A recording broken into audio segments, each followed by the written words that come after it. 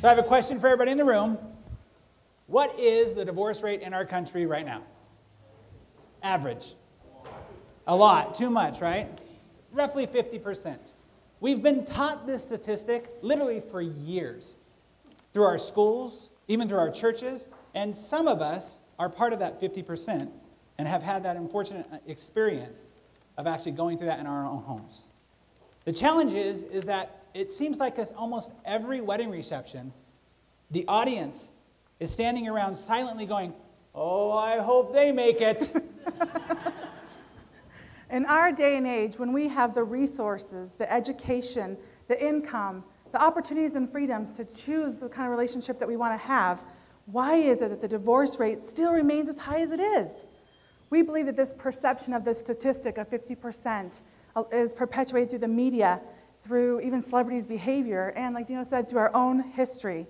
And if we take this on if we don't take this on, this trend just keeps growing, and it forms for us what we believe about marriage and about divorce, instead of truly creating consciously what we want to have, which all of us want to have, is healthy, happy relationships.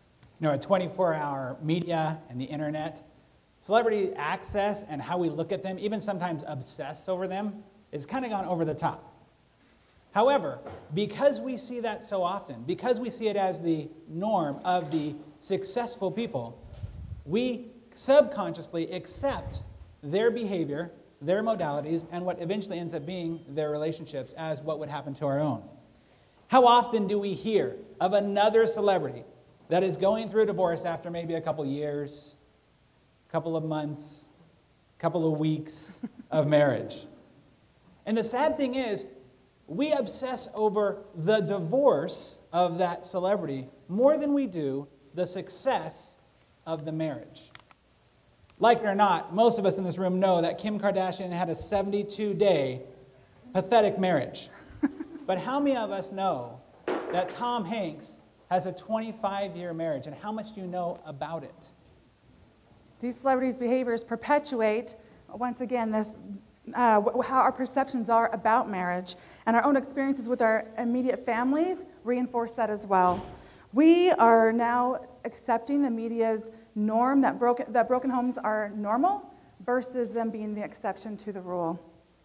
This evidence, this false evidence, really erodes our own trust in marriage. And nowadays, we are a society that totally gambles with our own happiness. We gamble the way that casinos would never do it. A casino would not open up if they had a 50-50 shot at making their business work.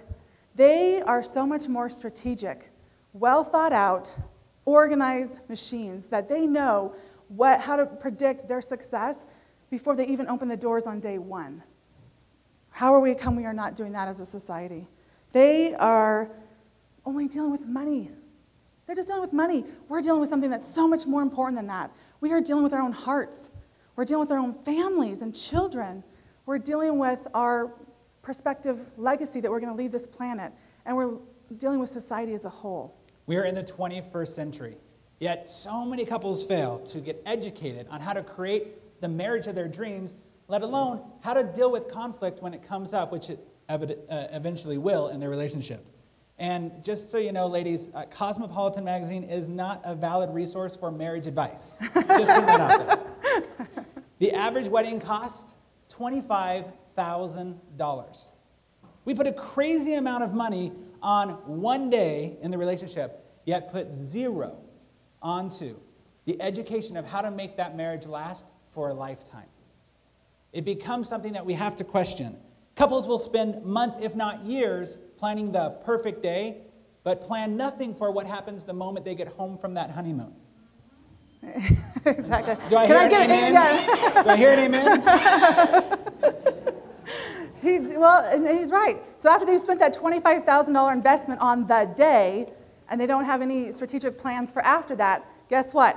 50% of those couples are now going to waste another $20,000 on the average divorce. I mean, come on. How smart are we behaving as a society? Dropping $50,000 a cycle, and people are doing this over and over and over again in their lifetime. As we passively accept and live believing the statistic, we are creating and perpetuating the lie. that 50% of marriages are doomed for failure. Some even question the need for traditional marriage because so many of them, half of them don't survive, right? So it's 2012. What do we do from here, right? What's the result? Well, can this 50% mindset that we all collectively have be changed? Can it be shifted? Can our opinions and values, if we all used our collective conscious to change it, be reversed? What if we chose right now, right here, to believe differently?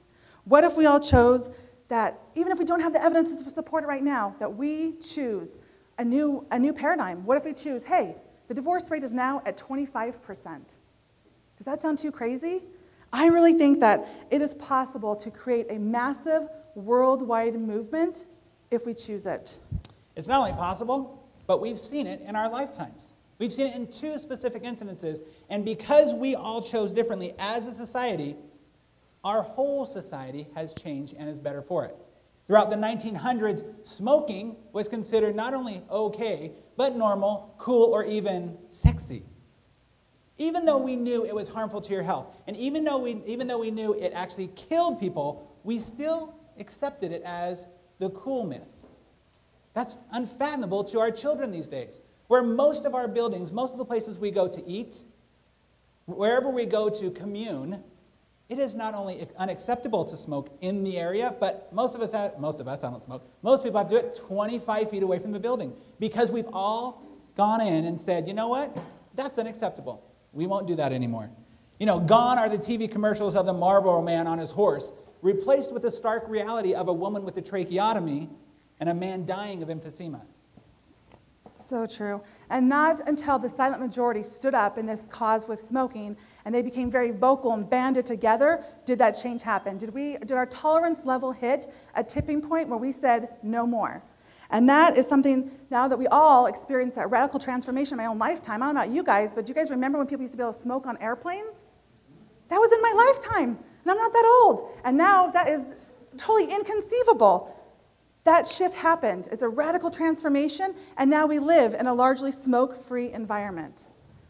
Also, I want to say that the second way is that we've experienced the radical transformation in our lifetime is with the environment. My parents grew up largely ignorant of carbon dioxide emissions, water pollution, toxic dumping. They didn't know a lot about that stuff. But then our generation came along, and we brought light to all these different things that we were doing that were harming the planet. And not only do we bring awareness to it, we brought solutions. We're out there trying to be better. I don't know about you guys, but most of us are trying to drive fuel-efficient cars, and we're throwing away the convenience of disposable diapers, and we're taking on those inconvenient cloth diapers, and we're also lugging around those bags with us when we go to the grocery store instead of choosing the grocery store's plastic bags. We are trying to do better as a society to help our environment, to leave a better place for our children. We are united in doing our part to be better and to do better. And we are also we just hit that tipping point we're talking about where we said, this is enough. We choose to mutually band together like a mutual pact and do our part for the good of society and for improving our living conditions. Our mission is not that different than those 2 examples. Our mission is to literally reverse the direction of divorce around the globe. We want people to have more happy, healthier marriages, not just for themselves, but for generations to come. Studies have shown over and over and over again that children from divorce end up typically having emotional and behavioral issues. They'll typically have less income. They're typically more overweight. They typically have less education. And they also have different suicidal problems. And they perpetuate the divorce rate again in their families. It becomes a generational problem. So imagine what we could do is, as Shannon said, we all got together and said, nope, it's 25%. Our language was 25%. Our belief was 25%. And then we went on from there.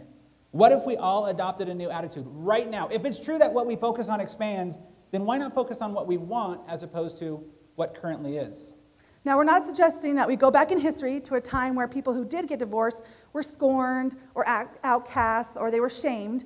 We're saying let's collectively strive to create a new paradigm where now, before a couple even gets married, they are more prepared and more educated, and then once they are married, they are more strategic and actually committed to the relationship, so that we can create a place where we treat marriages like a beacon on the hill of what our society looks like, and instead of treating it like a casual contract that doesn't really hold a lot of meaning for us.